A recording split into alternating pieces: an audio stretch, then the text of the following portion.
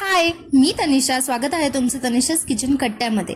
आज आपण बघणार आहोत भेंडी दो प्याजाची रेसिपी. अगदी हॉटेलसारखी होते आणि नेहमीच्या भाजीपेक्षा काहीतरी वेगळी लागते. चला तर मग साहित्य बघूया. इथे घेतलेली आहे पावशर भेंडी, त्यानंतर 2 ते 3 मध्यम आकाराचे बारीक चिरलेला कांदा, 10-15 लसूण पाकळी बारीक चिरून, 2 चमचे दही, 1 मोठा टमॅटो बारीक चिरलेला आणि 2 मध्यम आकाराचे कांदे. अगदी पनीर टिक्क्याला आपण कसे मोठा पीस करतो तसे करून घ्यायचेत आपल्याला. मसाल्यांमध्ये इथे घेतलेले आहे अर्धा चमचा हळद, 1 चमचा कांदा लसूण मसाला, 1 चमचा गरम मसाला आणि थोडीशी कसुरी मेथी आणि 1 छोटासा चमचा जिरे. त्याचबरोबर इथे अर्धी वाटी मी बेसन घेतलेलं आहे, साधारण 2 मोठे चमचे. आता एका मिक्सिंग बाउलमध्ये मी भेंडी घेते. जर रेसिपी आवडली तर मला कमेंटमध्ये नक्की सांगा. तर आता ह्या भेंडीमध्ये आपण बेसन ॲड करून घेऊयात.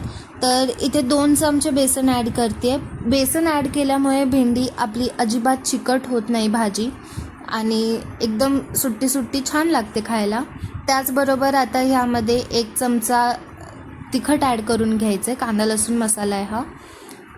अर्धा छोटा चमचा हळद ॲड केलेली आहे. अर्धा छोटा चमचा गरम मसाला ॲड करून घ्यायचं आहे आणि चवीनुसार मीठ ॲड करून घेऊया. आता हे सगळं मिश्रण आपल्याला मिक्स करून घ्यायचं आहे. तुम्ही मी दाखवते तसं चमच्याने करू शकता किंवा हाताने करा, और एल्स तुम्ही ह्याला टॉस करून सुद्धा ह्याला छान कोट करू शकता. सो तुम्ही बघू शकता इथे आता छानपैकी बेसन प्रत्येक भेंडीला खूप छान कोट झालेलं आहे. सगळीकडून व्यवस्थित कोट झालेलं पाहिजे. तर दुसरीकडे दहीमध्ये मी अर्धा छोटा चमचा हळद घेतलेले आहे. तेच सगळे मसाले घ्यायचे आहेत आपल्याला. थोडंसं तिखट घ्यायचं आणि गरम मसाला आणि त्यानंतर थोडंसं चवीनुसार मीठ. लक्षात असू दे आपण मीठ भेंडीला कोटिंगच्या वेळेससुद्धा लावलेलं आहे. सो त्या अंदाजानेच मीठ घ्यायचं आहे. आता हे सगळं छानपैकी मिक्स करून घेऊयात. आणि हे जे दह्याचं मिश्रण आहे हेच आपलं की पॉईंट आहे रेसिपीचं. सो छानपैकी हे तयार आहे. आता दुसरीकडे इथे पॅन गरम व्हायला ठेवलेला आहे मी. त्यामध्ये 2 चमचे तेल ॲड करून घेऊयात. असेच छान छान रेसिपीज तुम्हाला बघायच्या असतील तर चॅनलला सबस्क्राईब नक्की करा, म्हणजे तुमच्यापर्यंत रेसिपीज लवकर पोहोचतील. तर इथे मोठा जो कांदा आपण कट करून घेतलेला तो फ्राय करून घ्यायचा आहे तेलामध्ये.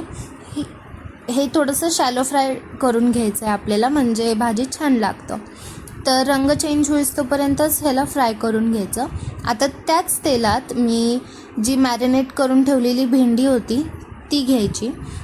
ही भेंडी साधारण एक 10 मिनटं मॅरिनेट करून ठेवायची आपल्याला आणि भेंडीचा कलर चेंज होऊपर्यंत आणि तो सगळा मसाला भेंडीला छान लागला असेल तर मग आपण गॅस बंद करायचा.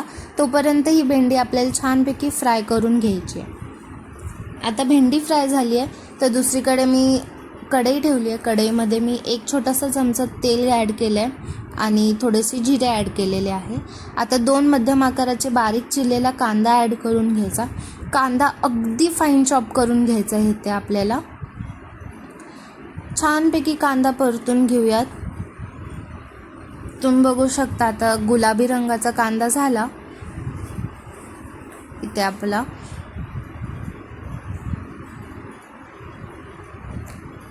की यामध्ये मी आता ॲड करून घेणार आहे 1 मध्यम आकाराचा बारीक कट केलेला टमॅटो.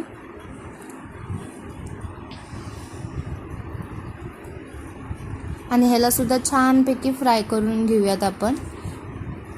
तुम्हाला अजून कोणत्या रेसिपीज पाहिजे असतील तर मला कमेंटमध्ये नक्की सांगा, मी लवकरात लवकर तुमच्यापर्यंत त्या पोहोचवेल. तर इथे छानपैकी कांदा टमॅटो आपला फ्राय झालेला आहे. इतका छान शिजवून घ्यायचं ह्याला आपल्याला की असं पळीनीच तर छानपैकी स्मॅश झाले पाहिजेत. आणि आता मी जसं दाखवते तसंच आपल्याला सगळं कांदा टमॅटो थोडंसं स्मॅश करून घ्यायचं आहे पळीने. आणि इथे मी सगळं स्मॅश करून घेतलं आहे. आता तयार करून घेतलेलं दह्याचं मिश्रण आपण ह्यामध्ये ॲड करूयात आणि ह्याला छानपैकी मिक्स करून घेऊयात.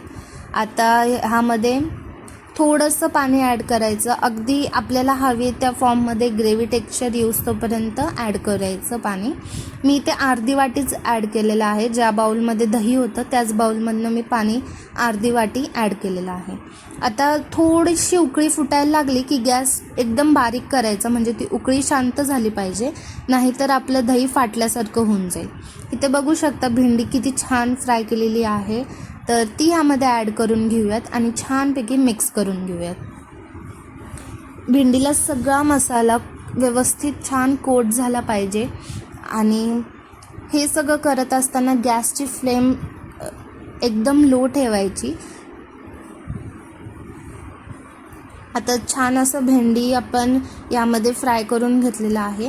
जर हवं असेल तर तुम्ही अजून थोडंसं पाणी ॲड करू शकता, ज्या फॉर्ममध्ये तुम्हाला भाजीची कन्सिस्टन्सी पाहिजे त्यामध्ये.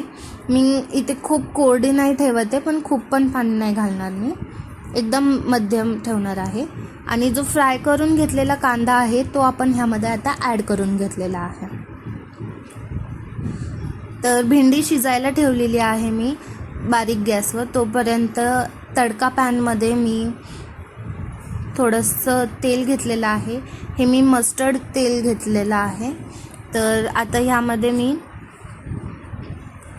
तेल छान गरम झालं की बारीक कट केलेला जो लसूण होता ना तो ह्यामध्ये ॲड करून घेऊया आणि हे छानपैकी गोल्डन ब्राऊन होऊस तोपर्यंत फ्राय करूया. लसूण शेवटी आणि वेगळा भाजायचं कारण म्हणजे एकतर तुम्ही भाजी फोडणीला देताना सुद्धा करू शकता, पण तेव्हा जास्त चव लसणाची इन्हॅन्स होत नाही.